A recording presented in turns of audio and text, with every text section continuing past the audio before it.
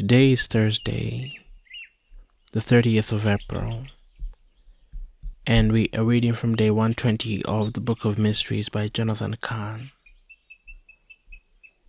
Day 120, the mystery of the Semikhah. Today, said the teacher, we open up the mystery of the Semikhah. What's a Semikhah? I asked. It was a sacred act that had to take place before a sacrifice could be offered up for the sins of the one offering it, or before the scapegoat on Yom Kippur could take away the sins of the nation. Okay, and what did it involve?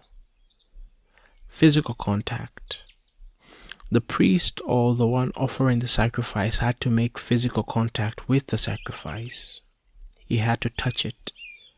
Specifically, he had to place the palms of his hand on the head of the sacrifice.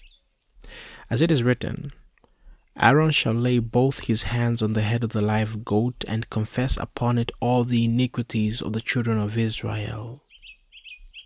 See, only after the Semikhah was performed could the scapegoat take away the nation's sins, or the sacrifice be offered up as an atonement. And here is the mystery. Messiah is the sacrifice, the atonement. But before the sacrifice can die for the sin, the Semikhah must be performed. So who was it that offered him up and that delivered him to his death? The priests. Therefore, according to the mystery, the priest had to make physical contact with the sacrifice with their hands. So it is recorded that after condemning Messiah to death, the priests began to strike him repeatedly with their hands. For the Semikhah to be accomplished, they had to touch the head of the sacrifice with their hands. So it is recorded that priests specifically struck his face, his head.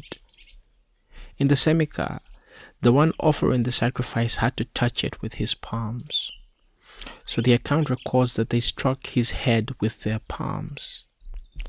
There is even a rabbinical teaching that states that when more than one person offers a sacrifice, they must all perform the Semikhah, taking turns touching the head of the sacrifice. So, in accordance with the ancient mystery, it was only after hands were laid on its head that the sacrifice, Messiah, was led away to be slain. And what happened in earthly realms is a symbol of what took place in heavenly realms. It was ultimately God who performed the Semikhah. He placed your sins upon Messiah. He placed the sins of you specifically upon Messiah specifically. And in his death, those sins are gone and can never come back. For the act of the Semikhah has been performed.